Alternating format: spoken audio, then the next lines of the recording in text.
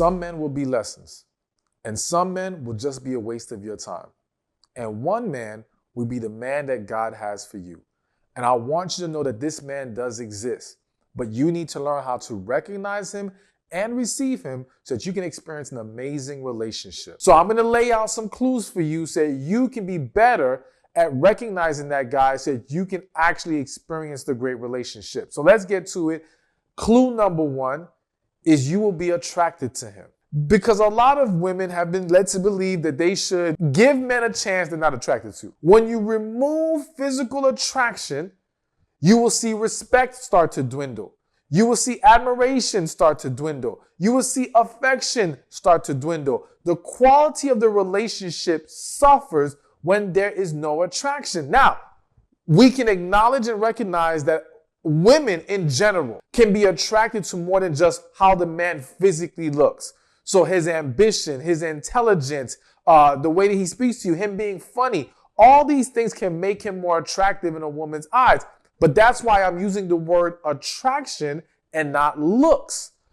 If you're focused on looks, then to me, you're focused on the wrong thing. And when I say that, I mean, you're focused on, well, he has to be this height. He has to be this complexion. He has to have this build. He has to look this specific way.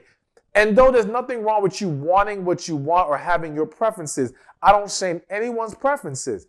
But I don't want you to box yourself in, because the reality is that plenty of people have experienced attraction with individuals who may not have been typically their type, all right? Who may have fell outside the box a little bit. There may be a slight variation. There may be a huge variation. But either way, attraction was still there. And that's the key. The key is there has to be attraction to have a successful romantic relationship. Even if you can initially get past it, even if you can initially convince yourself this is not a big deal, at some point, it's going to wreak havoc. It's going to cause problems, and it's going to create division in the relationship. So again, any relationship that God wants to give you is going to be a part of glorifying him. So why would he give you one that he can't be glorified in? Because you're not really feeling your partner like that.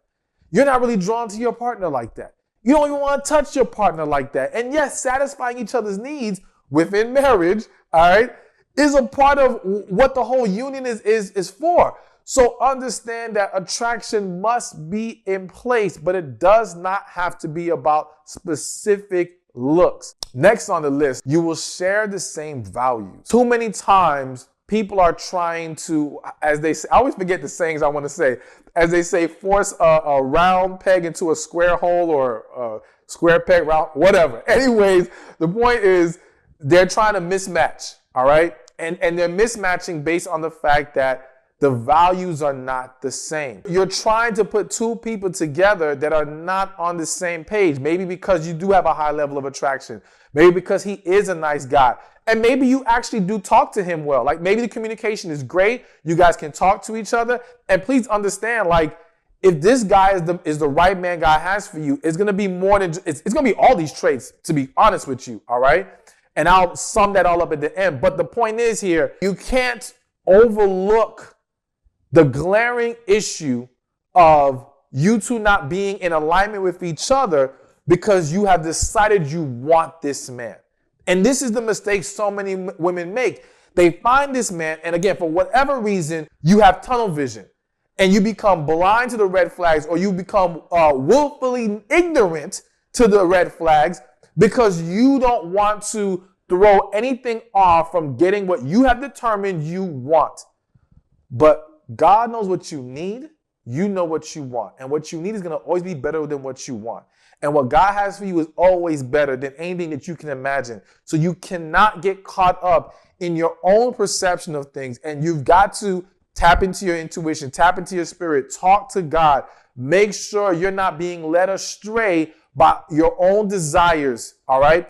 And I know some of you might be saying, well, God will give you the desires of your heart. Yes, but I believe those desires are the core desires of love, of communication, of safety and security, all right, of peace, of family.